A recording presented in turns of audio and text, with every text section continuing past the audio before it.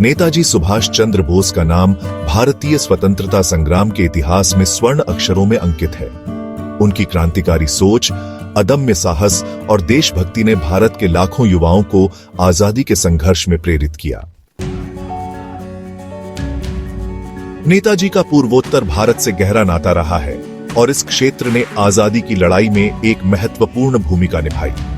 पूर्वोत्तर भारत की भूमि और यहाँ के वीर सपूतों ने आजाद हिंद फौज (INA) के साहसी अभियानों में प्रमुख भूमिका निभाई। 1944 में कोहिमा और इम्फाल की भीषण लड़ाइयों में इस क्षेत्र ने नेताजी के नेतृत्व में अंग्रेजी साम्राज्य को चुनौती दी।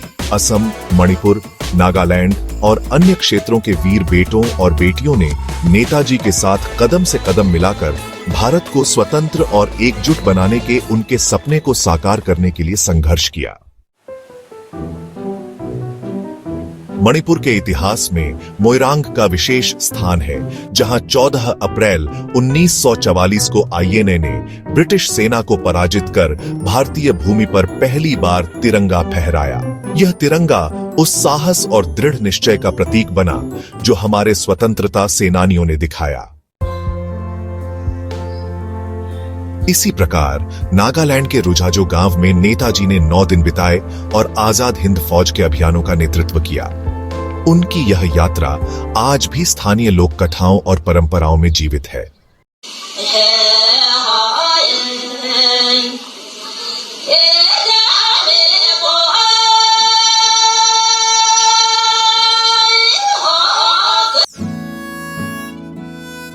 नेताजी की संघर्षशील जीवन यात्रा का एक और महत्वपूर्ण अध्याय उनके स्वास्थ्य से जुड़ा है। मांडले जेल में लंबे समय तक उपवास और कठिन परिस्थितियों के कारण उनका स्वास्थ्य बिगड़ गया था। ब्रिटिश सरकार ने उन्हें चिकित्सा उपचार के लिए रिहा किया और उस समय डॉक्टर बिधान चंद्र रॉय ने उन्हें शिलोंग जाने की सलाह दी। शिलोंग के केल्सल लॉज, अब ऑकलैंड में, उन्होंने जून 1927 से 4 महीने बिताए और स्वास्थ्य लाभ प्राप्त किया। नेताजी सुभाष चंद्र बोस के साहस, बलिदान और उनके नेतृत्व में देश को स्वतंत्र बनाने का जो सपना उन्होंने देखा, वह आज भी हमारी प्रेरणा बना हुआ है।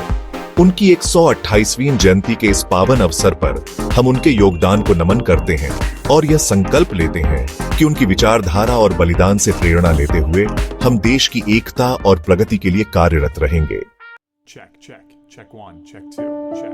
नेताजी के शब्दों में, तुम मुझे खून दो, मैं तुम्हें आजादी दूंगा।